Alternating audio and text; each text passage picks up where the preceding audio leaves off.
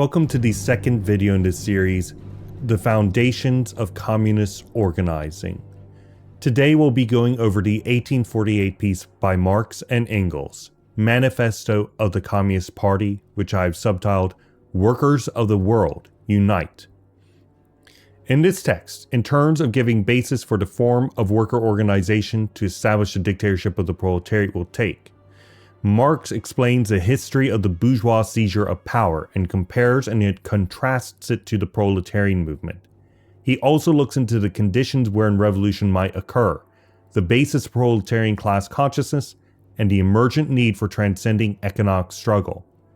He also explains the character of the communist movement and, from there, the characteristics the organization must have and its goals.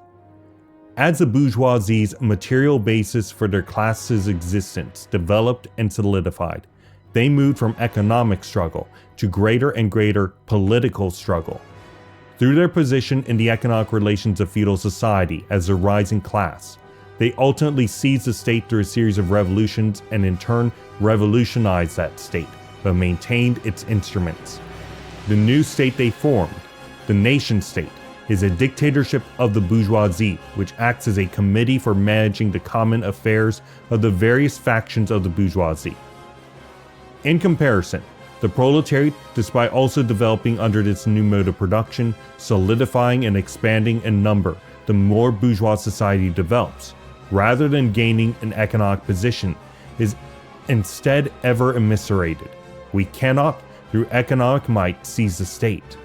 In addition, the proletariat is the vast majority of humanity, and the ready-made instruments of the state cannot simply be revolutionized and slapped with a new name. Because the proletariat seeks to negate itself as a class once in position, the bourgeois state must be smashed in entirety and a new dictatorship of the proletariat constructed. Due to this eviscerating, the proletariat's ability to steadily gain power through legal means is barred from it. Instead, it must take advantage of the contradictions of capitalism, wherein its dynamics cause the forces of production to outstrip the relations of production, thus creating instability in the mode of production and the resulting superstructure.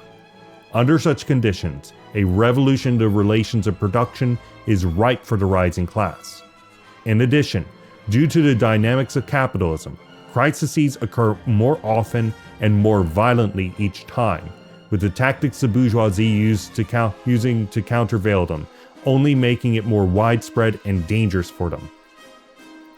However, despite the proletariat being the revolutionary class within capitalism since they are a developing class, not all class interests of the proletariat are revolutionary. In the early days of the class struggle, the proletariat started with individual struggle with their employer.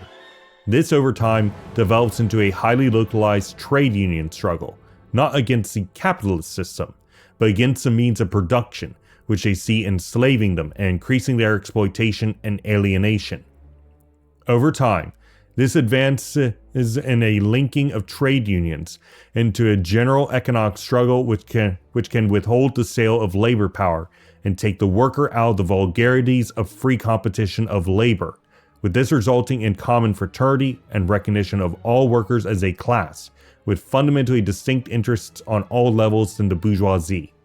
Inevitably, through this common fraternity, it transcends this economic struggle for political struggle, which includes the whole of the proletariat, and from there expands into a conclusion of full internationalism. The proletariat abandons competition between laborers, pushed by the market for labor and resulting immediate class interests. It combats sectarianism and agitates for common fraternity, seeking to expand the union of workers. This union centralizes, increases communication, and turns all local struggles into a combined national struggle between classes. This expanded union thus becomes a class party form, a political party. This party is fundamentally internationalist, but the proletariat must organize on a national basis due to the national character of the bourgeoisie through their nation states. As the struggle develops, the internal competition between workers hampers the political party, thus forcing it to increase in power and discipline. This class party is thus ever expanding, ever centralizing, ever escalating in class consciousness, ever increasing discipline in principle, engages in legal struggle to produce legal representation of particular interests of the workers by taking advantage of divisions among factions of the bourgeoisie, increasing the economic power of the proletariat so as to develop the struggle, while also increasing the recognition of the party. The proletarian movement, unlike bourgeois revolutionary movements, is the independent movement of the immense majority of the people, led by the proletariat for the proletariat, and due to its unique condition, it must be self-conscious. Those involved, the whole of the proletariat, must be ideologically developed, educated, know the goal and method of achieving their goals. Previous movements, being minority in nature, did not need this. Thus, the scope for the task of the proletariat is immense, as the masses must be educated to achieve revolutionary class consciousness. Eventually, a decisive moment will occur. At that point, various sections of the bourgeoisie will side with the proletariat for all sorts of reasons, and the party must be prepared to absorb bourgeois interests. The Communist Party is fundamentally in line with other working class organizations, and aligned strictly with the interests of the proletariat as a whole. It lacks sectarian principles, and as such does not lead the proletarian movement. Instead, it has a program and demands that the allied working class organizations abandon their own sectarian principles, and any state aid, as that ceases their independence, and open themselves so that communist agitation can take place within, while the party allows their agitation with our own party, which we defeat through advanced analysis and develop the discipline of our members. Communism is a real movement and develops out of the conditions already in existence, and is not based on prophecies or dogmas. It only expresses the dynamics of an existing class struggle, which is a historical movement occurring, and holds no distinction from previous movements under which the exact same dynamics occurred out of class struggles in the past. History confirms communism, not idle speculation of the future. The immediate aim of the Communist Party is to 1. Form the proletariat into a class, organize into a national union along class lines. 2. Overthrow bourgeois economic and political supremacy. And finally, 3. Seize political power. Its line must ultimately result in the abolition of private property. Through the seizure of the state, through popular revolution, the working class establishes democracy, as the state is seized through mass movement. While the communists fight for the momentary immediate class interests of the working class, they always also agitate for the true goal and necessity of the communist movement, centering that agitation around class struggle. It recognizes all revolutionary movements against the existing state of affairs as springboards to agitate for communism, and seeks to unify and organize all worker organizations.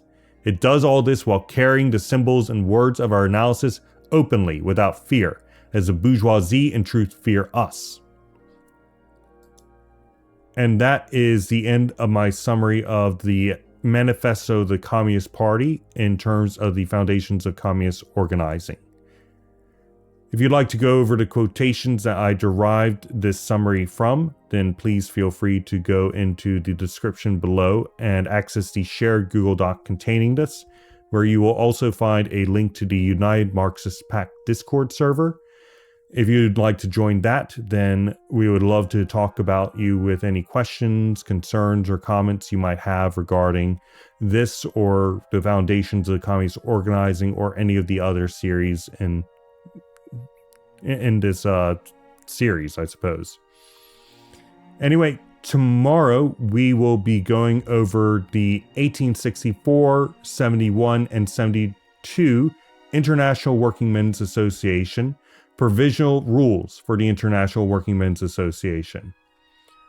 Thank you for joining me for today's topical summary, and I hope to see you tomorrow.